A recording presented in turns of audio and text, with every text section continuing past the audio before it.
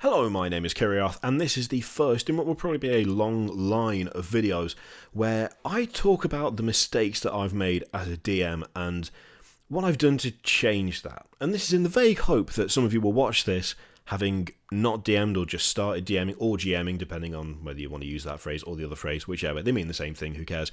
And it's not, of course, just restricted to things like D&D and Pathfinder and whatever. There are a bunch of RPGs out there, and I'm hoping a lot of this stuff is applicable to pretty much all of them, because it's less about the system and more about the approach to how you do things. So I thought a good way to start this off in terms of mistakes I've made and hopefully learned from is the idea of being prepared when you start your campaign, or if you've already started your campaign, and still do what I did, which is massively over-prepare. See, when we first started the campaign that I'm currently running, I had what can only be described as a massive kind of worry that I would not have enough for the players to do. Not only that, but the NPCs would not have enough to say, that the trader would not have enough to sell, the blacksmith wouldn't have enough to sell, the inn wouldn't be interesting enough for them to stay there, that they might wander off and go do something else, which of course is entirely possible. I mean, I'm very lucky in that the party I DM for we're a group of very close friends, and I'm married to one of them, and the way I got into D&D was one of the players got me into his campaign when he started running a campaign like a couple of years back. There was very little chance that they were going to do the whole murder hobo thing. This was not going to be like a tabletop horror story where, the party arrives at the new town and the first thing they do is burn it down and kill everyone in it and, sell the children. That was very unlikely to happen. But there was a little part of me that was like, okay, they're going to start in this town. I've got a couple of things to do for, maybe the first kind of big story arc. There's a bunch of smaller things that they could do. There's a bunch of people they could speak to. Is that enough? Probably not, no. I over-prepared to a ridiculous extent because I made way more than the party would feasibly get to in that town. Now, the thing is, there is a difference between, I think, over-preparing and preparing sensibly. Preparing things like encounters and hooks and quests sensibly, you write them so that they can be used anywhere. There was a bunch of stuff at the first town the party went to that they didn't get to. The story moved them on somewhere else relatively quickly, and that was fine. That wasn't a problem, but at the time, I kind of thought it was. It was only until afterwards when I thought, well, hang on, I've written all this stuff for other things they could have done, and, oh wait, there's a bunch more towns on the map. They could easily come across this somewhere else. Actually writing them so that they're not completely kind of context dependent on this exact place is the only place that this could happen. You can move things around, like being prepared in the sense of having a bunch of quests, a bunch of encounters and hooks that you can just shift from one place to another depending on where the party is. That's not a bad thing. That's a good thing. You can get to like months down the line and find, okay, what are some good things that I could do for them here? What's some interesting stuff that they could come across? Oh, I've got like 4 things they haven't actually come across yet, any of the other places, and I'm happy with all of them. Okay, shift them over there. That's being good prepared. That's not being over prepared. That's being sensible. That's having reusable material that if they haven't experienced, you can still have them experience later in the future at some point. Being over prepared is slightly different, and it's the kind of thing that I did, where I didn't just write a few things that they could do in the town. I wrote a bunch of stuff they could do outside of the town. I did the sensible thing. I mapped it out where the important places were, like blacksmith, traders, inn, your standard fantasy fare, and I was happy with it. But then I thought, well, okay, the people in there, obviously, it's all very well kind of saying to yourself, every NPC is going to be different, but how do you do that? That is somewhere where I massively overprepared in a stupid way. There were full detailed descriptions of literally every person they could come across in that town, and it was kind of pointless. Like, the innkeeper had an entire page of how they looked and what they sounded like and how they moved, and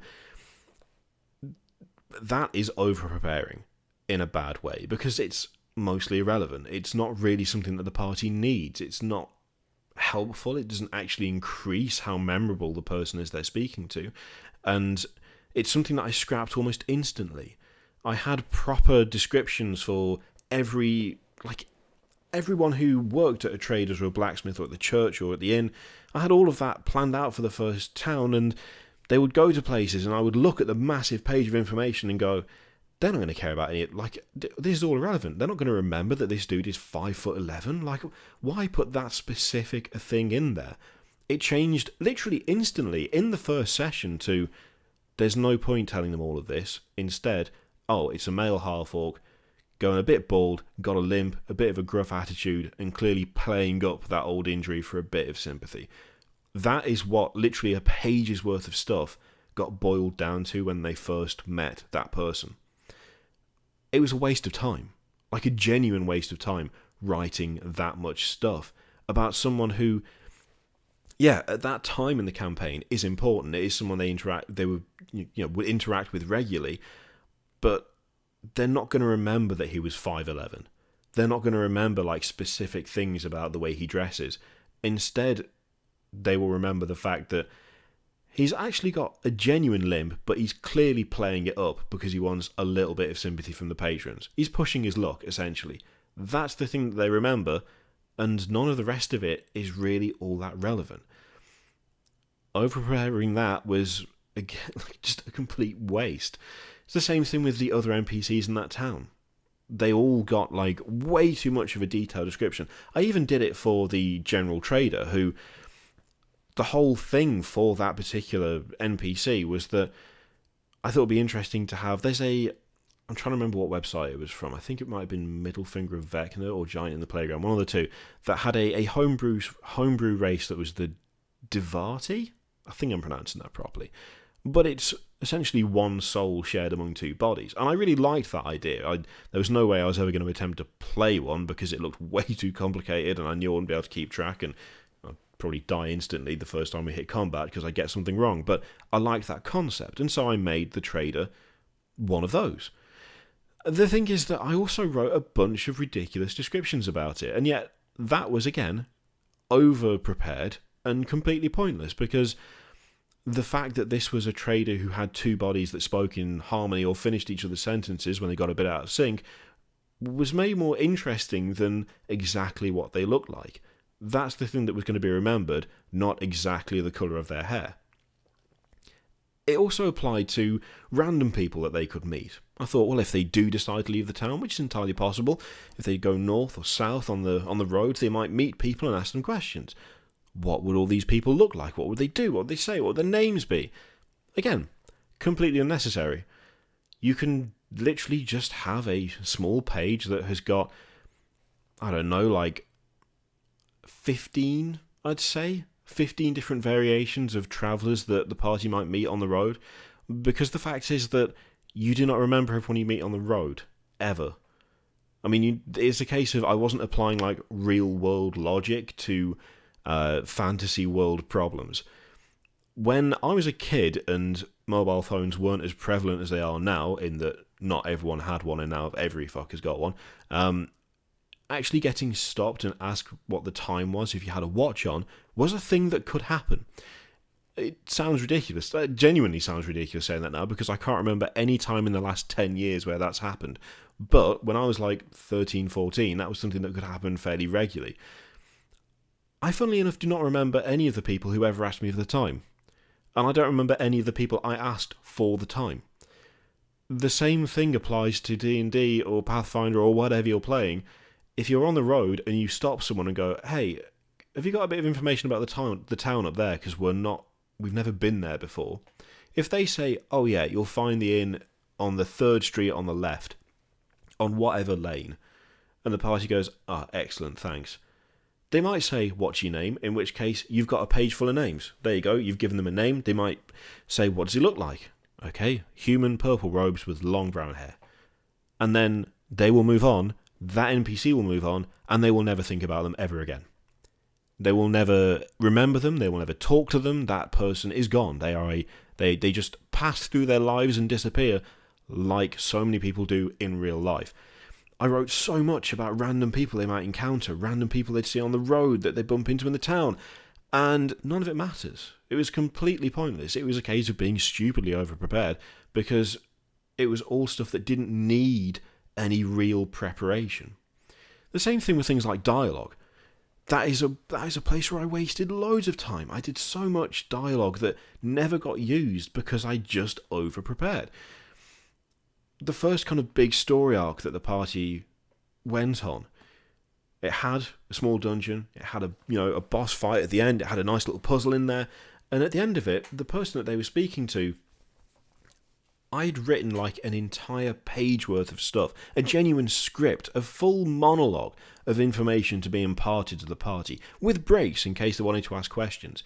And as soon as they started talking to him, I looked at that page and went, no one talks like this, what the hell is this? Like, I can't read this, it's just going to be 5 minutes of one person just there, like at the party. They're not going to be interested, it's just going to be drivel after a while. And looking over it, I've written it in some sort of weird, archaic speech, but why would he talk like that? Reasonably, seriously, why would he be so formal? There's no reason for him to speak like this. I've not given myself one, and it's going to look really odd when no one else talks like this, and it's just this one person. The way that information was imparted was the same way that most information should be imparted in an RPG. It was through a conversation. They asked him questions. They wanted information from him, and he gave them that information in a sensible way, without monologuing for 5 minutes and without sounding like he was reading from a script, which is what it would have sounded like had I gone with what I'd done. The thing is, that wasn't isolated to that guy. I did that for so many different NPCs and stuff. I'd planned like a couple of sessions worth of material for that town just for like the first day they were there, and the vast majority of it I didn't so much scrap as just use only as reference material. Like, it could have been broken down, it could have been bullet points, it could have been like, this person knows this, if the party asks this, and if they successfully get, the right roll, the right number for persuasion or whatever, or this person could just be willing to give this information up for free, whatever works for that particular encounter or that hook or whatever. I could have just done that, but I was so paranoid about, what if I don't have enough stuff, what if the information isn't enough, what if it isn't detailed enough, what if they need to know more than that, and being overprepared, I think, is a genuine thing that is not just possible for especially like new DMs, but it's something that can sap your kind of creativity a little bit. If you script everything, if you have everything written and you never ever try and just remember, if you treat every question as, okay, so they've selected option A, I will read this bit from option B, it just becomes so stunted and not legitimate. Like, it feels flat. It's something that it took me a couple of sessions to get out of the habit of doing, because even though I didn't use it a lot of the time, like, I didn't just read it verbatim, I still wrote way more than I needed to. I still prepared way more than I needed to. And it wasn't good. It wasn't like good over-prepared. It wasn't, this can be transferred from this town to this town. It wasn't, this quest can happen anywhere. It wasn't, oh, this encounter would be good for here or there or there. Or, oh, hey, they're level 17. I will replace the mobs in there because that's still a cool thing that could happen. It was instead, this person has way too much detail about them that no one is going to remember and no one's going to care about. This person has got way too much to say that is mostly irrelevant. This person has got an entire page of script that is absolutely pointless, because the party are not going to sit there and listen to an entire page of script. They want to ask questions. They want to talk. They don't want to be talked at, is generally the rule, which I'd immediately broken before I'd even started. That is the kind of thing that I'm talking about when it comes to over-preparing.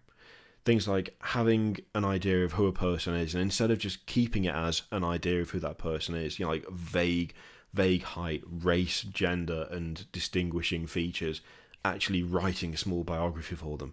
Things like knowing that there's a few people in this town who can give them this information, but instead of just giving yourself the information and allowing to impart it organically, making an actual script, an entire thing of, this is what this person will say 100%, regardless of context, these are the words they will use. You don't need to do any of that.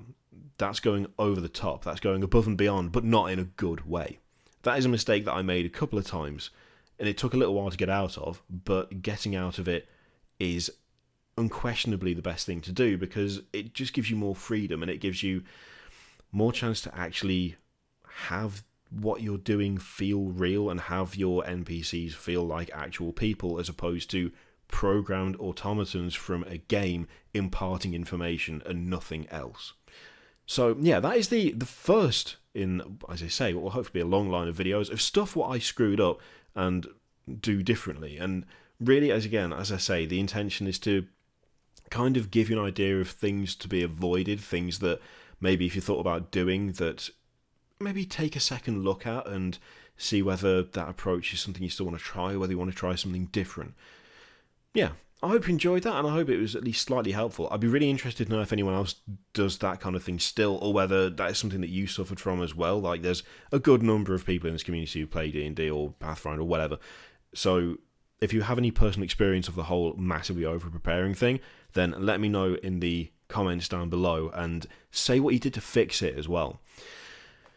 I'm also, right now, streaming Rocksmith, so if you fancy listening to some rock and metal and having a drink of a nice Saturday night, then head over to twitch.tv/Kirioth, where, as I say, I'm streaming right now. If you don't fancy doing that, that's fine. Feel free to click Patreon, video, subscribe, all that shit. Click it if you like, don't click it if you don't want to, and I will see you for the next video. Toodaloo.